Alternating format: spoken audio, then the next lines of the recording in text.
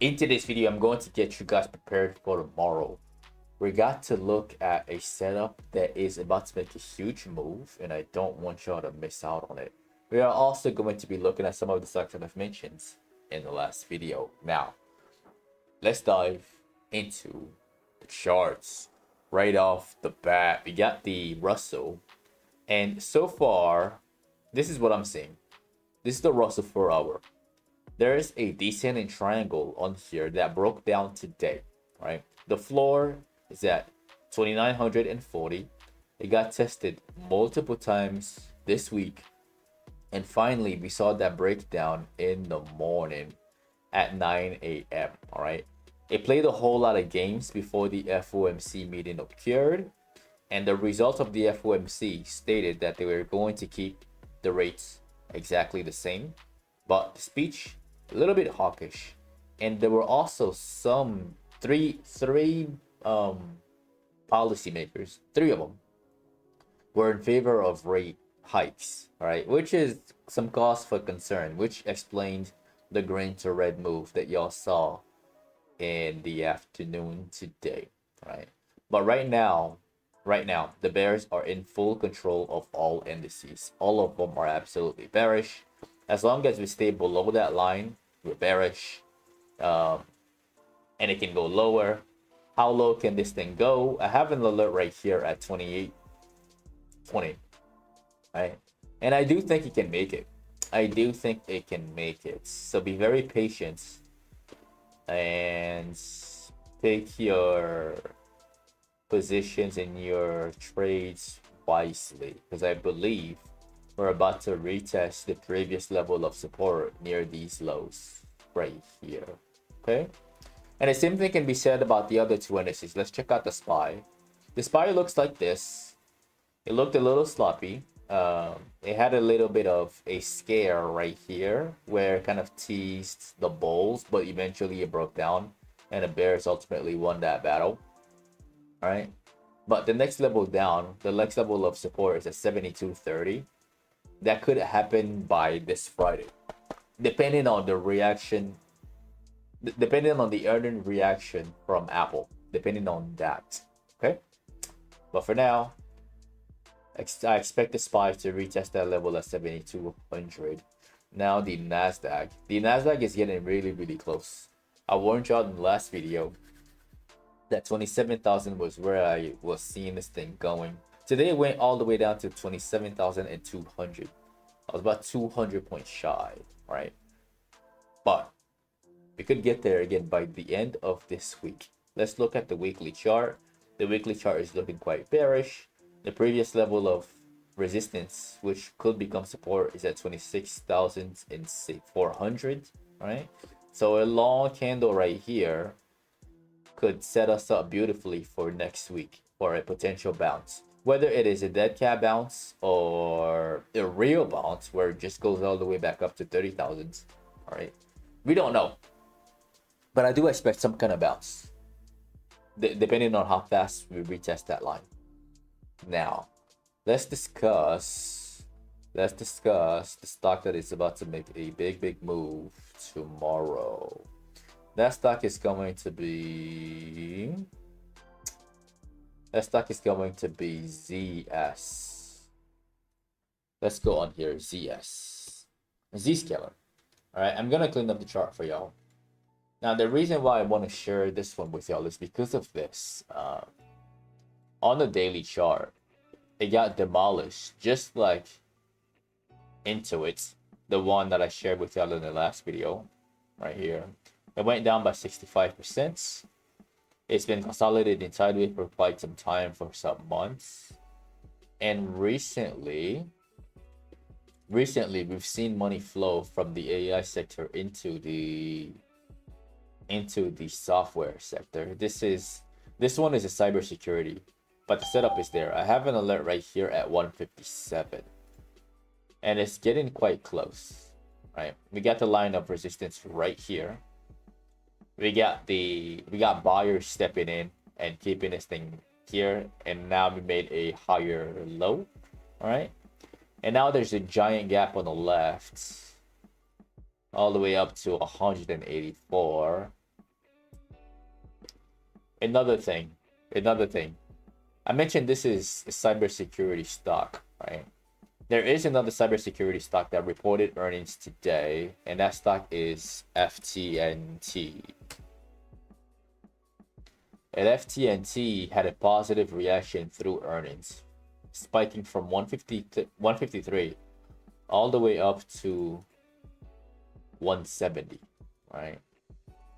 Have an alert right here at 174. The contracts on this one are a little bit weird because the volume on the stock isn't that great, which is the reason why I'm sharing Zscaler with y'all, right? Because Zscaler got better contracts, and the volume, I gotta check out what the volume is for FTNT. FTNT volume 12 million. Zscaler volume 2 million. Okay, maybe FTMT might be the better play. But if the spread is too wide, then don't bother with that one. I would be looking at this one, Zscaler. All right. So keep your eyes on this one. Have an alert set and patiently wait for it to ring. It might play games tomorrow and go nowhere. The games might continue even on Friday, right? But eventually it's going to make its move. Right? And I'm getting prepared for it. Now, the next stock that we got to look at. In the last video, I told you guys that I was bullish on Intuit. And Intuit, I actually had calls on this one. Let me share with y'all that trade. So, yeah, this is it right here. All right, this is from yesterday before the market closed when the stock was at 313.5. I ended up buying calls on there for the sole purpose of selling it. I wanted to sell it at 330 or 335-ish, all right? But I ended up selling it a little bit early at 9:14 after it hit 327. Like, I could have done a lot better on this one if I just held throughout the entire day. But that's all right. At least most of the move was captured. Could it go higher? The answer is yes. This is a software company, all right? But I want to see a new structure because my original price target for since last Friday was exactly 335. So if it can show something nice, and if the volume can also increase, then there is a slight chance that it can continue higher and go up to like 370 by this Friday specifically. All right, I like it. I like the daily chart. I like the weekly chart. I like how the volume is increased on the left. This is definitely something worth watching still. And I think there's still more money to be made on here. All right. Now, let's move over to the semiconductors. Actually, no. Let's do the earnings first. The first one, I warned you guys, for those of you who watched the last video, yesterday's video, I told you guys that a 8% drop on Meta was reasonable and not too much to ask. Right? We were right here at 593, and I told y'all to watch this thing for a drop down to 540. And where are we right now? We are exactly at 540. Okay, so tomorrow I think it's going to do a whole lot of nothing here first before fading downwards. This is not a good look. Whenever a stock has a massive drop like this, typically the next quarter tend to be horrible, but the next 48 hours tend to be really, really, really bad, right?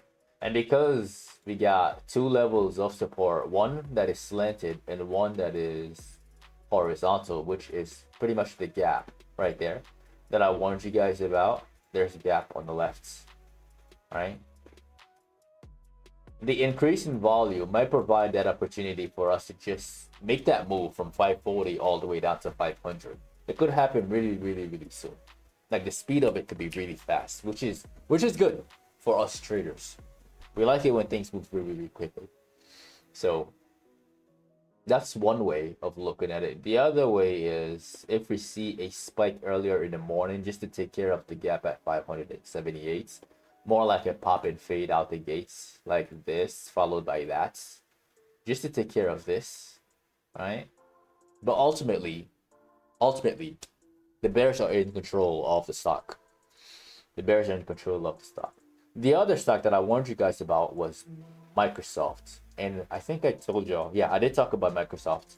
And I did tell y'all that I was expecting a retest of resistance at 424. Right. Today it formed a weird looking structure. Not the cleanest, but it did move to where it was supposed to go right here. Right. I told y'all 424. So for this, now that it's here, I think it's gonna open right at that price and then start to fade out the gates. Because all of the indices are bearish.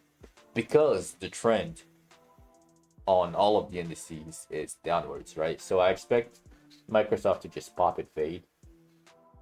The contracts are going to get cheaper, especially the puts, which would be nice for a potential day trade down. So I will be looking at this one as well. Now, the last stock that we got to discuss, well, I mean, we'll see. The next stock to discuss is MU. And MU did what I told y'all it would do, what I've been telling y'all it would do for weeks now. All right, so we have that right shoulder, which finally paid off. We have the drop, and then we have the gap fill on the daily down to, we have the gap fill all the way down to 758. We're there already. There is another gap down, but it's way down here at like 574. All right, which is a bit of a stretch. That's a bit of a stretch. I will be shocked to see this thing drop that low this week. And if it does drop that low that fast, I will be very quick to buy calls right here for the bounce next week. Right. So again, it really depends on how, it really depends on the speed at which this thing moves. That's why I said this week is going to be very interesting. I told y'all that yesterday, and I'm going to tell y'all again. There's massive opportunity to be made for, especially for the bears, but there will be for the bulls next week. All right. The other stock that we gotta look at TXN, which I didn't talk about in yesterday's video as in updates. Will it finally get down to 240? To be honest, I don't know. I don't like the stock very much. I don't like how choppy the movement is after the breakdown. Eventually it's going to get there. Like this giant gap, that's gonna get taken care of. I just don't know when. I really don't. And I don't like the contrast either. Like the spread between the bid and the ask on the puts is quite massive.